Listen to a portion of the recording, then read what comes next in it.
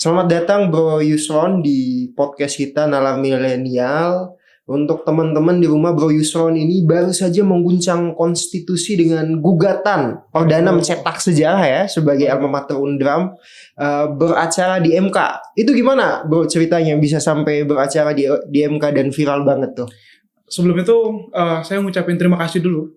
Kita sudah diundang untuk diskusi bareng nih sama Bang Fata nih, kolega berpikir panjang.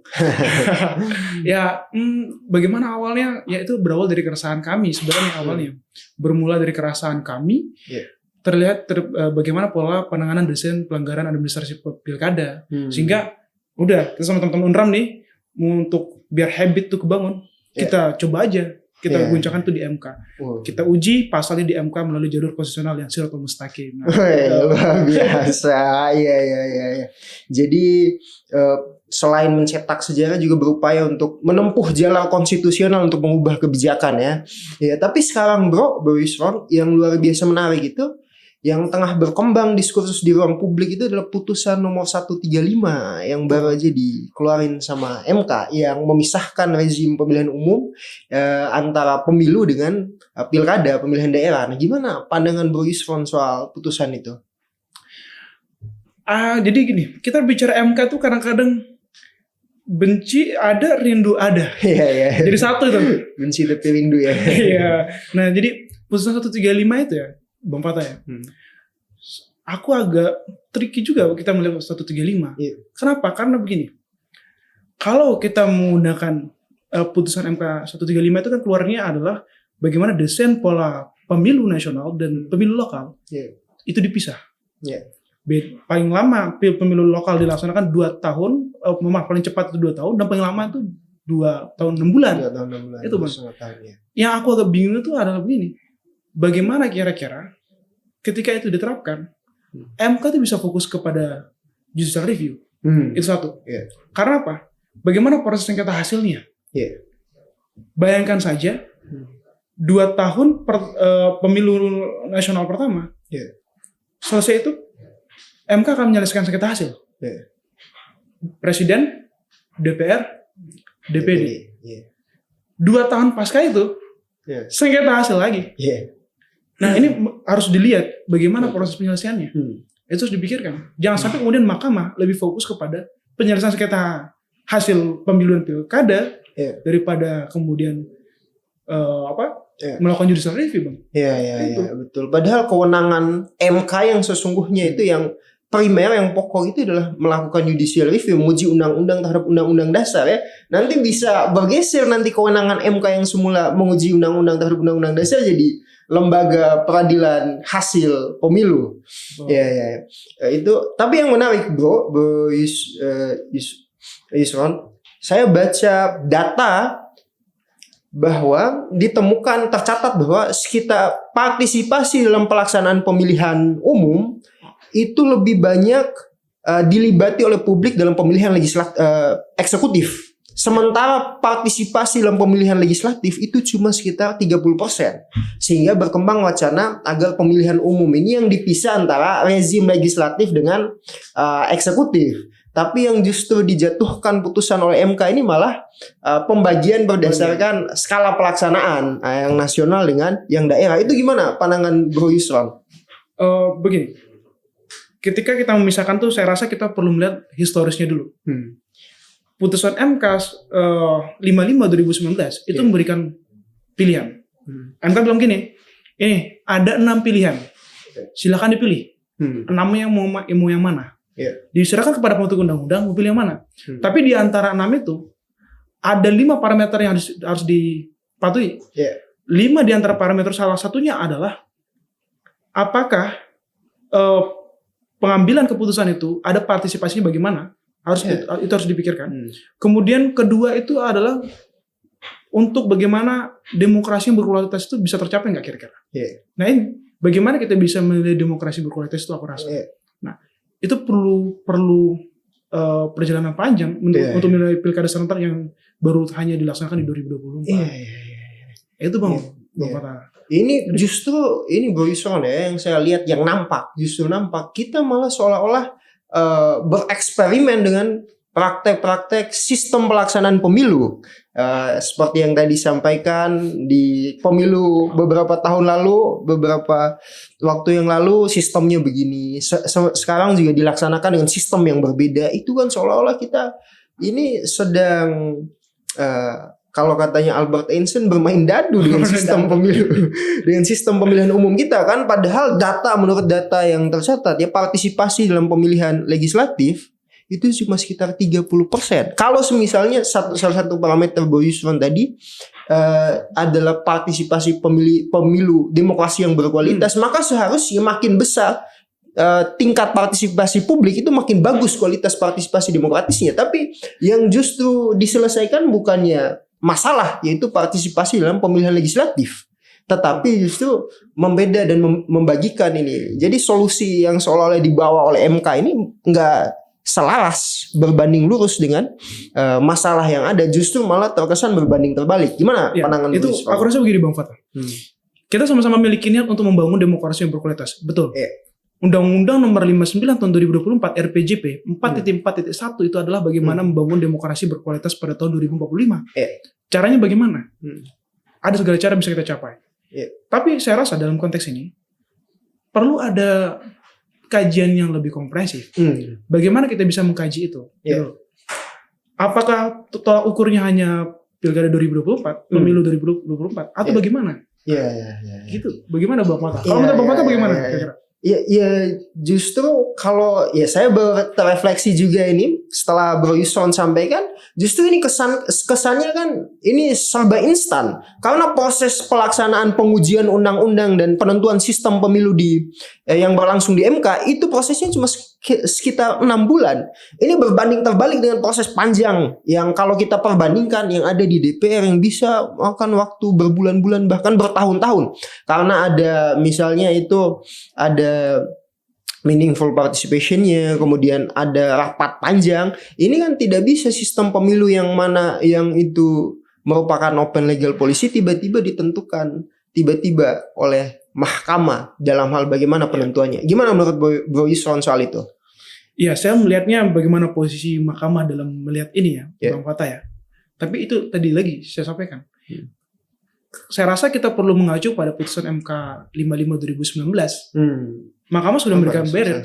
Mahkamah bilang gini loh, pilih silakan. Ada 6 parameter, ada 6 nih model. Mau model 1, 2, 3, 4, 5, 6. Itu konstitusional. Silakan bentuk undang-undang. Tapi untuk memilih 6 itu, maka harus ada 5 yang menjadi parameter. Satu itu adalah bagaimana partisipasi untuk memudahkan partisipasi masyarakat. Kemudian kalaupun diganti jangan cepat-cepat, harus ada butuh waktu yang lama. Nah yang ketiga kalaupun mau diganti, apakah ini berkaitan dengan pemilu bisa mencapai pemilu yang berkualitas? Dan parameter yang kelima itu jangan gonta-ganti, harus konsisten. Gitu Bang Pat. Itu 5 parameternya. Oh jangan gonta-ganti itu termasuk salah satu parameter ya? Jangan digonta-ganti. Jadi saya rasa begini. Harus setia ya. Harus. Jadi saya rasa begini. Jadi harus ada kajian lebih komprehensif. Coba kita pelan-pelan membangun demokrasi berkualitas itu. Kira-kira parameternya apa? Gitu. Tadi lagi saya coba kita pikirkan Bang Fatah. Di satu sisi ada respon bagus, tapi di satu sisi ada respon yang buruk terhadap putusan ini kan. Betul ya. Nah, coba kita pikirkan dari sisi sengketa hasil yang tadi saya maksud. Bagaimana kalau setiap 2 tahun, berarti sekitar 2 tahun, 2,5 tahun kita mengadakan pesta demokrasi, maka MK akan sibuk dengan itu. Dengan PHPU ya, dengan sengketa hasil di MK. Sengketa hasil ya. Daerah pilkada itu ada 544 ya. Mohon saja dikoreksi ya. Itu belum ada DPRD provinsi dan kabupaten atau kota. Itu bisa jadi energi MK nanti habis oleh perselisihan hasil pemilihan umum, hasil pilkada, bukannya habis untuk menguji keberlakuan undang-undang yang sifatnya itu umum, abstrak dan berlaku untuk seluruh masyarakat Indonesia. Yang menarik itu Bro Yusron, kalau kita dasarkan diskusi kita pada rule of recognition-nya MLA Hart, dia menyebutkan bahwa hukum yang paling primer yaitu rule of recognition itu sebenarnya bukan konstitusi, tetapi ada yang sesungguhnya lebih tinggi dari konstitusi, yaitu keharusan untuk patuh pada konstitusi. Jadi yang lebih tinggi dari konstitusi itu sebenarnya ada keharusan hukum yang hukum rule of recognition, yaitu keharusan untuk patuh pada aturan ini, aturan main itu konstitusi. Nah sekarang problemnya itu saya melihat bahwa Undang-Undang Dasar pasal 22E sudah menyebutkan soal bagaimana pelaksanaan pemilu yang ditetapkan tiap 5 tahun sekali dengan asas luber juldir, dan di dalamnya kualifikasi yang disebutkan secara spesifik di ayat 3 ya kalau tidak salah, yaitu pemilihan umum anggota DPR, DPD, kemudian presiden, wakil presiden itu dilakukan dan DPRD kabupaten dan kota, provinsi dan kabupaten kota itu dilaksanakan tiap 5 tahun sekali, mengacu ke pasal 1. Nah, sekarang kan yang terjadi adalah dengan putusan MK itu seolah-olah kita dipaksa untuk memilih apakah satu untuk membangkangi konstitusi atau yang kedua membangkangi putusan MK. Karena mau tidak mau kalau kita tunduk dan patuh pada putusan MK, konsekuensi logisnya adalah kita akan melanggar pasal 22E yang sudah menyebutkan demikian. Kalau kita patuh pada konstitusi kemudian mengabaikan putusan MK, maka secara tidak langsung kita juga sudah melanggar konstitusi yang hidup, yaitu putusan MK. Nah, sekarang itu yang sebenarnya diancam oleh putusan MK ini benar, saya sepakat dengan diskursus yang berkembang bahwa ada yang menyebutkan telah terjadi kegaduhan konstitusional, kekacauan konstitusional oleh sebab putusan ini. Karena kita dipaksa dipilih untuk membangkangi konstitusi kita sendiri, entah itu konstitusi tertulis dalam Undang-Undang Dasar atau konstitusi yang hidup melalui putusan-putusan MK. Saya rasa begini, Bang Fatah. Kenapa ini bisa ada problematik dalam masyarakat? Ini kita lihat ya. Terkait dengan desain pemilu serentak, pilkada serentak digabungkan itu ya, pemilu nasional dan lokal. Desainnya bagaimana? Itu dari 2014 putusan MK sudah keluar, diperkuat 2019 sudah keluar. Tiba-tiba 2024 Mahkamah langsung menentukan. Yang sebelumnya Mahkamah bilang, ini desainnya silakan kalian pilih sendiri. Tapi 2024 Mahkamah langsung menentukan. Saya rasa ini yang kemudian jadi problematik dalam masyarakat ya. Karena Mahkamah langsung memilih. Sedangkan tadi kalau kita balik ke parameter putusan MK 55 2019, 5 barrier itu sudah ditetapkan Mahkamah. Dan salah satunya tadi apakah bisa mencapai pemilu yang berkualitas dan bagaimana kemudian terhadap partisipasi pemilih. Saya rasa ini yang kemudian apakah kita mengedepankan Undang-Undang Dasar sehingga begini Bang. Karena putusan MK, maka masa transisi itu lahir. Nah, itu yang kemudian sehingga pro kontra dalam masyarakat itu pasti akan terjadi. Saya mau tidak mau begini, Bro Yusron, melihat apa yang terjadi ya. Ada salah satu solusi upaya untuk meretas kisruh dan sengkarut konstitusional ini yang coba ditawarkan oleh salah satu akademisi dalam RDP dengan Komisi 3 itu untuk memilih satu di antara opsi putusan-putusan MK. Saya juga melihat bahwa kalaupun kita mengambil opsi itu, opsi memilih putusan-putusan tadi, putusan-putusan yang Bro Yusron sebutkan berkaitan dengan sistem pemilu, itu juga mau tidak mau akan menyebabkan kekuatan keberlakuan putusan MK yang baru dikembalikan pada putusan-putusan yang lama. Jadi sifat status final and binding dari putusan MK itu akan bisa dipertanyakan oleh publik kalau misalnya yang terjadi solusi konstitusionalnya adalah mengambil opsi dari putusan-putusan sebelumnya. Itu gimana pandangan Bro Yusron soal itu? Nah itu yang saya bingung Bang. Tadi saya sudah sampaikan dari awal. Berbicara MK itu kadang-kadang ya kita rindunya ada, kita senangnya ada. Jangan lupa MK mengeluarkan putusan-putusan bagus juga. Tapi kadang-kadang ininya ada. Ya begitulah. Kalau kita melihat Mahkamah Konstitusi, inkonsistensi selalu ada. Melihat bagaimana perkembangan hukum. Cuman apakah perkembangan hukum itu tetap disandingkan dengan putusan-putusan sebelumnya atau bagaimana? Parameternya apa? Ketika Mahkamah, harapan saya sebenarnya sebagai generasi ya, ketika MK kemudian memutus, ini parameternya, ini sebagainya. Kalaupun itu ditabrak parameternya MK, ya berikanlah suatu pertimbangan yang memang ini urgent untuk ditabrak. Nah saya melihat urgent itu tidak ada. Mengapa? Karena putusan itu baru keluar 2019. Dan itu baru kita laksanakan di 2024. Jadi hanya baru rentang sekitar 6 tahun lah, 5 tahun. Itu. 2 kali masa pemilu ya, 2019 dan pemilu 2019, pilkada serentak 2018 dan 2020 dan 2024. Kayak gitu. Luar biasa menarik yang Bro Yusron sampaikan soal aneka sistem pemilu ya, pemilu dan pilkada yang terjadi dalam sistem ngomong demokrasi itu, ngomong pemilu, Iya. ngomong pilkada, lu nggak ada habisnya, Pak. nggak ada habisnya. Kenapa? tuh? Karena kedaulatan rakyat. Iya, Kedaulatan iya, rakyat iya. pasal 1 Iya. ayat 2 tuh memang. Iya, betul.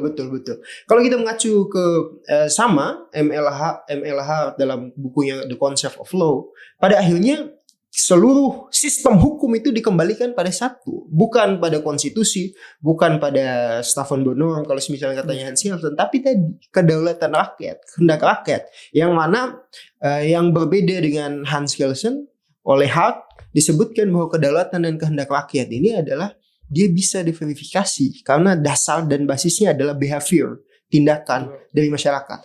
Nah, sekarang yang patut kita pertanyakan menurut Bro Yuson, apakah putusan ini dilandaskan pada behavior dan kehendak serta kedaulatan rakyat? Atau bagaimana? Apakah yang 9 orang ini bisa menentukan kehendak dan kedaulatan dari masyarakat?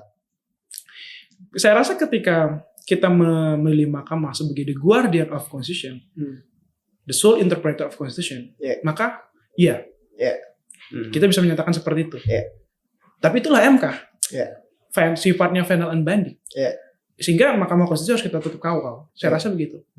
Dalam konteks ini, itu lagi Bang. Maka perlu ada kajian yang lebih lanjut terkait detail kiri kanan depan belakangnya ini. Bagaimana? Itu Bang Fatah. Menarik, luar biasa. Jadi ngomong MK itu ya memang kita ngomong the guardian of constitution. Itu kajian saya kebetulan soal MK.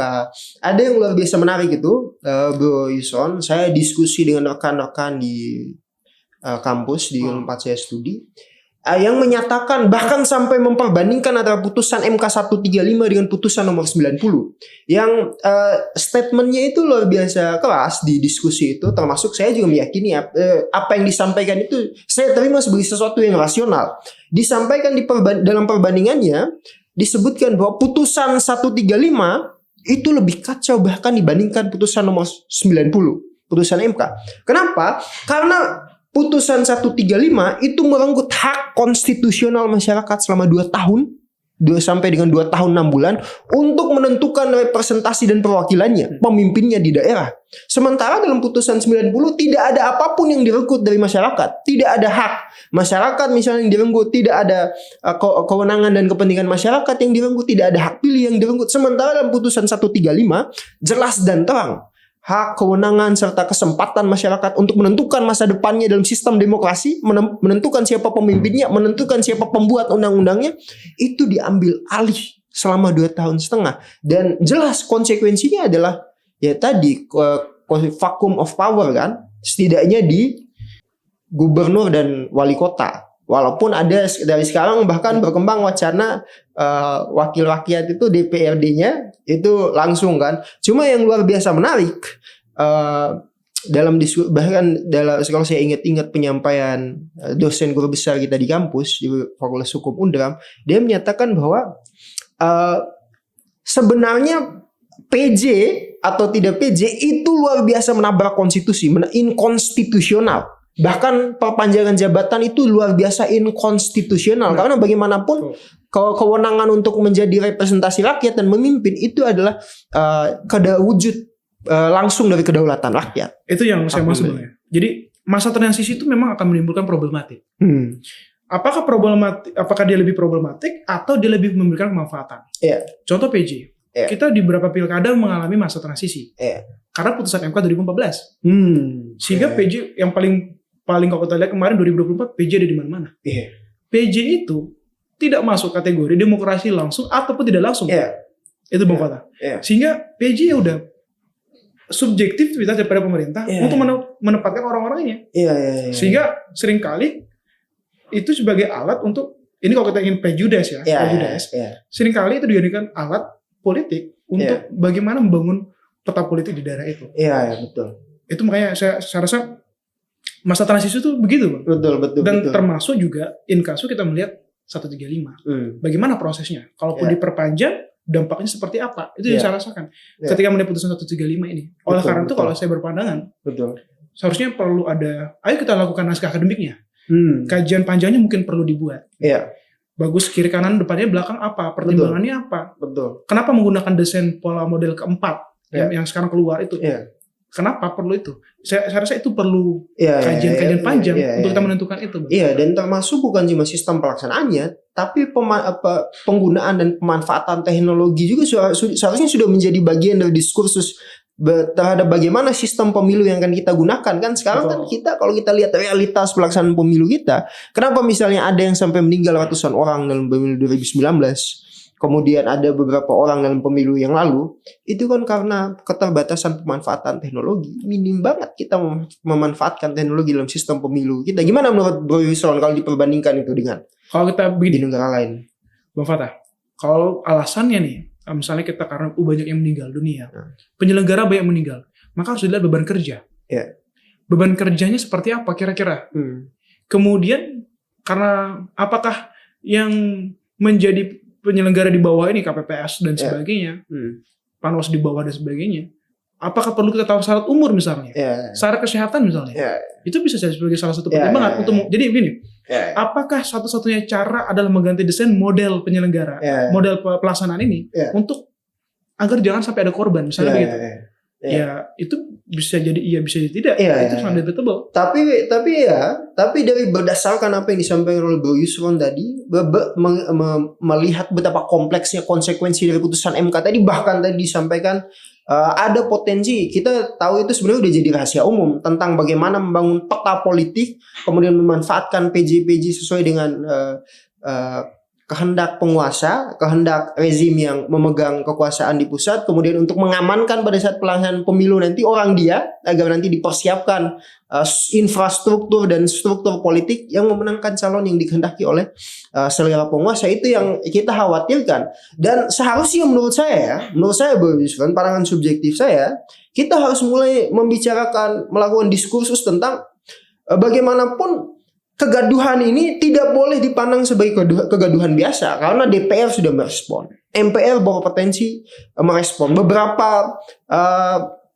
fraksi di DPR juga sudah menyatakan itu. Yang paling vokal dalam soal itu adalah Nasdem, yang menyatakan soal problem ini. Bagaimanapun melihat berbagai kegaduhan yang ada, saya melihat bahwa perlu dilakukan sidang etik terhadap hakim-hakim MK ini, karena bagaimanapun kegaduhan yang disebabkan itu serupa dengan kegaduhan pada pemilu, pada putusan nomor 90, yang mana kita tahu bersama pada putusan nomor 90 dilakukan sidang etik, karena bagaimanapun selalu ada potensi dalam tiap putusan, ya, entah itu putusan 135 pun selalu ada potensi di dalamnya termuat kepentingan-kepentingan politik, karena dalam diskusi kita, pengetahuan umum kita orang hukum ini adalah hasil dari produk politik, kan? Konflik of interest. Iya, konflik of interest, dan putusan MK sebagai salah satu produk hukum, bagaimanapun kita status keberlakuannya setara dengan undang-undang, kan? Sebagai tafsir dari konstitusi, kan itu kan juga satu produk politik. Entah selalu ada potensi di dalamnya itu memuat kepentingan-kepentingan tertentu. Jadi saya pribadi hendak mendorong bahwa harus dilakukan sidang etik terhadap hakim-hakim MK yang memutus perkara 135 ini, agar jelas di publik kalau memang ada problem etis, keterlibatan kepentingan, keberpihakan di dalamnya, dilakukan sidang secara terbuka. Kalau memang tidak, ya tidak. Ya, agar jelas clear di publik bahwa ini MK masih sesuai dengan ruh dasarnya tadi, the guardian of constitution dan the sole interpreter of constitution. Gimana menurut Bro Yusron nih? Kalau dari saya pandangannya begini, Bang. Tadi di-mention tuh putusan 90. Saya ingin terlepas dari proses bagaimana kemudian putusan itu keluar. Tapi saya ingin sedikit. Kalau kita melihat substansi, kita bicara substansinya, saya menyambut bagus putusan 90. Jika kita melihat substansinya, saya menyambut bagus putusan 90. Mengapa? Putusan MK itu berlaku erga omnes, satu. Kemudian yang kedua, putusan MK itu memberikan kesempatan kepada anak muda untuk bisa menjadi seorang pemimpin. Apakah kita bisa menyatakan 40 tahun kapabilitas, di bawah 40 tahun tidak kapabilitas? Toh juga, pilihan itu kan dikembalikan pada rakyat. Rakyat yang memilih. Dan demokrasi kita sekarang, 56% itu DPT kita anak muda, Bang. Oh, mayoritas anak muda. Mayoritas anak muda, sehingga saya rasa saat panggungnya anak muda untuk diberikan. Itu respon saya terkait itu. Nah, bagaimana kemudian terkait kausalitasnya terkait dengan 135? Kira-kira bisa nggak sidang etik? Ya sangat mungkin ketika itu temuan, saya rasa. Tapi begini, kalaupun kita tidak sepakat dengan putusan 135, karena putusan MK itu adalah final and binding, betul. Maka cara membatalkan putusan MK itu adalah dengan yang menguji kembali itu. Sehingga satu ada dalil hukum adalah res judicata pro veritate habetur. Betul. Putusan hakim itu haruslah dianggap benar sebelum dibuktikan selanjutnya bahwa itu keliru. Betul. Sehingga betul. Mari kita coba semua skema kalaupun menginginkan hal seperti demikian. Bahkan kan terhadap putusan nomor 90 kan kita semua seluruh republik ini menerima status dan sifatnya sebagai final and binding kan. Tetapi bukan berarti itu menghapus proses etis di belakangnya kan, sebagaimana yang terjadi terhadap Ketua MK pada saat itu, Prof. Anwar Usman, yang juga menghadapi proses etis. Nah, saya kira dalam putusan nomor 135 sekarang pun itu kita harus membuka ruang terhadap bergulirnya proses etis terhadap hakim-hakim di dalamnya dalam memutus perkara ini, karena bagaimanapun ada kegaduhan yang terjadi dan ada potensi keterlibatan kepentingan politik dalam penentuan putusan ini, dan biarlah nanti proses etik itu yang menentukan bagaimana kita menguak seluruh kepentingan-kepentingan yang ada di dalamnya sehingga lahir putusan ini, dan publik itu bisa menerima putusan ini dengan jernih. Kalau memang tidak ada keterlibatan serta kepentingan politik, ya bagaimanapun ya kita bisa menerima legitimasi dari putusan itu kan. Yang kedua yang menurut saya luar biasa menarik itu, Bro, menyambut pernyataannya tadi Bro Isron, itu soal tindak lanjut dari putusan nomor 90 yang mana diadakan sidang etik, kemudian terhadap sidang etik itu mengeluarkan SK kan, surat keputusan pengangkatan Ketua MK. Berdasarkan sidang etik itu dikeluarkan SK pengangkatan terhadap Dr. Soehartoyo sebagai Ketua MK. Nah, yang menarik itu Bro Yuson, yang kurang berkembang dalam diskursus publik itu sebenarnya dilakukan pengujian di PT UN terhadap SK pengangkatan. Yang mau tidak mau, karena dasar dari SK pengangkatan ini adalah proses etik yang berlangsung di MK-MK, sehingga itu turut diuji. Dan dalam prosesnya ditemukan juga dalam proses etis pemutusan terhadap hakim MK yang mulia Profesor Anwar Usman ini ditemukan sejumlah permasalahan etis. Dari mulai misalnya ada rangkap jabatan ketua majelis etisnya itu Prof. Jimli Asyidiki. Kemudian yang kedua juga ditemukan problem dari masalah sidang yang dilakukan secara terbuka. Nah, kedepannya yang harus kita pastikan, kalaupun proses etis dari putusan 135 ini memang dilaksanakan oleh MK, didesak oleh DPR misalnya, didesak oleh publik misalnya, saya ingin agar sekalipun itu dilaksanakan, itu dilakukan berdasarkan ketentuan-ketentuan dalam ketentuan-ketentuan etis. Jangan sampai menyimpangi PMK gitu. Menyimpangi PMK nomor 123 tahun 2023 yang mana kita melakukan pengujian etis dengan melanggar ketentuan etis kan, itu bermasalah juga. Begini Bang, kalau pendapat saya begini Bang, terkait dengan tadi. Apakah kalau kita melihat kemanfaatan dan keadilan, kemudian kita menyimpangi kepastian? Seperti kata Bang tadi, apakah PMK ini inginnya sidang etik itu sesuai dengan ketentuan PMK, atau kita belajar dari putusan 90 misalnya? Sidang itu banyak menyimpangi putusan MK. Contoh, salah satunya adalah sidang dilaksanakan secara terbuka. Betul.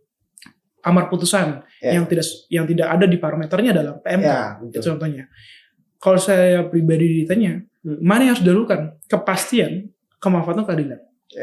Kalau saya berpandangan Bang, kepastian itu memang betul. Perdebatan tentang kepastian, kemanfaatan, keadilan itu begini. Gustav Freiburg itu pernah menulis tentang De Ide das Recht. Sehingga dia menyatakan begini, summum ius summa injuria summa lex summa crux. Sedikit banyaknya kepastian itu terkadang dia tidak memiliki kemanfaatan keadilan. Tapi apakah kita kemudian tiba-tiba harus meninggalkan kepastian untuk mengedepankan kemanfaatan keadilan? Kalau saya berpandangan, kita harus tetap mengedepankan kepastian. Karena keadilan prosedural, keadilan substansial maksud saya. Keadilan substansial itu kita dapat dari keadilan prosedural. Betul. Dan ada di bilang gini, ada juga menyatakan necessitas sequitur legem.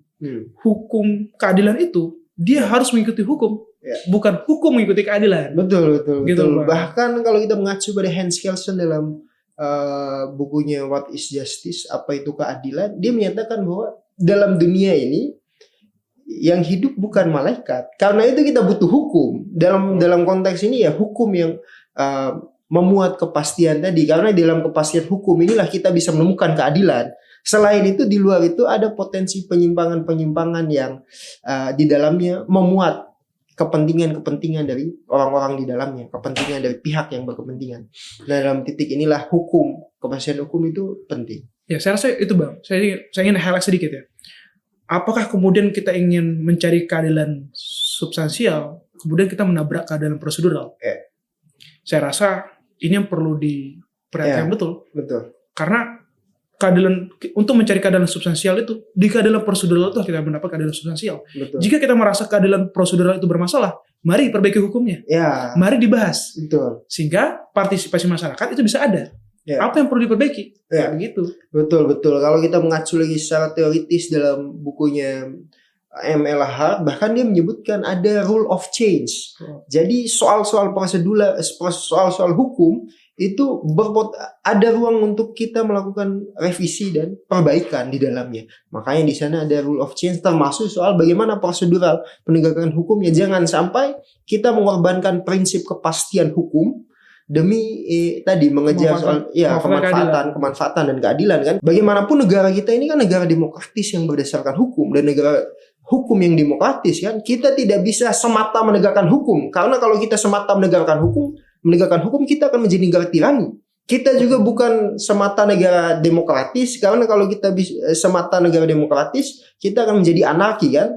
Maka dalam perspektifnya Aristoteles, kita mengambil jalan tengah di antara keduanya. Itu adalah eudaimonia, di mana kita negara mengambil jalan tengah, yaitu negara hukum yang demokratis. Sehingga saya begini Bang, pandangannya terkait tadi, ketika hukum kemudian tidak demokratis, maka itu akan menjadi liar. Tapi ketika demokratis itu dilandaskan pada hukum, maka itu bisa responsif. Semua itu akan bisa jadi satu. Kalau kita lihat nih, Undang-Undang Dasar sistematisnya, pasal 1, ayat 2 itu kan tentang kedaulatan rakyat. Ayat 3 tentang apa? Negara hukum. Itu tadi Bang. Jadi saya rasa untuk tertibnya dalam konteks administrasi seperti tadi ya, prosedural, hukum acara, maka saya rasa keadilan substansial tidak semata-mata kemudian menabrak keadilan prosedural. Oke, teman-teman sekalian, luar biasa diskusi kita sore hari ini menghasilkan luar biasa banyak perspektif, kemudian merangsang nalar kita untuk terus berpikir, terus mengawal prosesi demokrasi dan hukum kita di Republik ini. Terima kasih banyak Bro Yuswan atas kesempatannya mengisi dan sharing-sharing ilmunya. Ini kita berguru langsung saya. Thank you banget. Semoga prosesi perjuangannya sekarang di MK berjalan lancar ya. Saya ingin sampaikan sedikit.